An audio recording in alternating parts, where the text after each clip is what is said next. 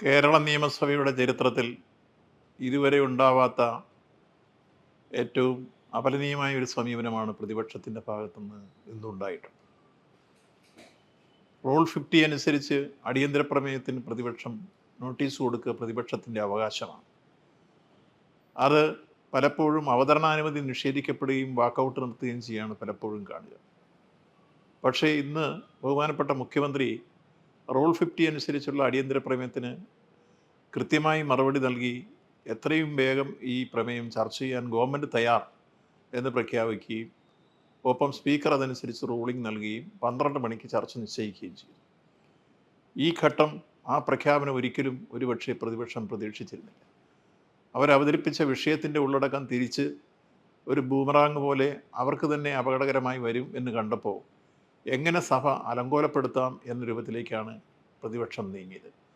അതിൻ്റെ ഭാഗമായി ബഹുമാനപ്പെട്ട സ്പീക്കറെ മറയ്ക്കുന്ന രൂപത്തിൽ ബാനറുകൾ വലിച്ചു പിടിക്കുക, സഭാ ചരിത്രത്തിൽ ഇന്നുവരെ ഉണ്ടാവാത്ത തരത്തിലുള്ള വലിയ പ്രകോപനം ഉണ്ടാക്കുക, അതോടൊപ്പം തന്നെ പ്രതിപക്ഷ നേതാവിൻ്റെ ഭാഗത്തു നിന്നുള്ള അപക്വമായ സമീപനങ്ങളും പരാമർശങ്ങളും സഭയിൽ ഉന്നയിക്കുകയുണ്ടായി.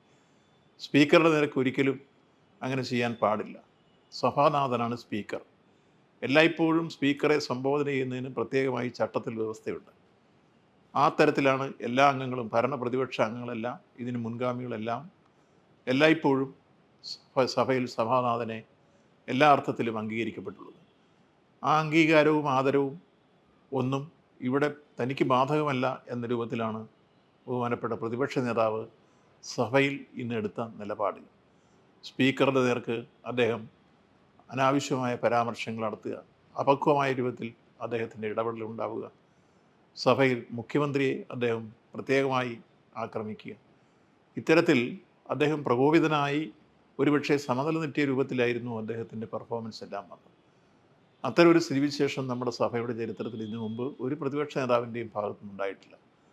അതുകൊണ്ട് തന്നെ പാർലമെൻ്ററി കാര്യമന്ത്രിയും ഷക്തറാൻ കൗൾ ഉദ്ധരിച്ചുകൊണ്ട് തന്നെ സ്പീക്കർ ഏറ്റവും അവസാനം നൽകിയ റൂളിങ്ങിനെ സംബന്ധിച്ച് വിശദീകരിക്കുകയുണ്ടായി. അതിനെയും ചോദ്യം ചെയ്തുകൊണ്ടാണ് പിന്നീടും പ്രതിപക്ഷ നേതാവ് സഭയിലെത്തിയത്. അത്തരത്തിൽ യഥാർത്ഥത്തിൽ പാർലമെൻ്ററി ജനാധിപത്യത്തിന് യോജിക്കാത്ത, ജനാധിപത്യത്തോടുള്ള അവഹേളനവും വെല്ലുവിളിയുമായി യഥാർത്ഥത്തിൽ ഇന്ന് ബഹുമാനപ്പെട്ട പ്രതിപക്ഷ നേതാവിൻ്റെ പ്രതികരണങ്ങൾ മാറിത്തീർന്നു എന്നതാണ് ഇന്ന് സഭയിൽ കണ്ട ഏറ്റവും തെറ്റായ പ്രവണത.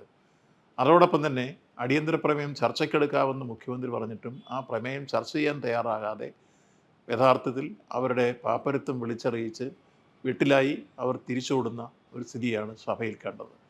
ഇത് അങ്ങേയറ്റം അപലനീയമാണ്, അപഹാസ്യമായി പ്രതിപക്ഷം എന്ന് പറയാതിരിക്കാൻ നിർവാഹമില്ല.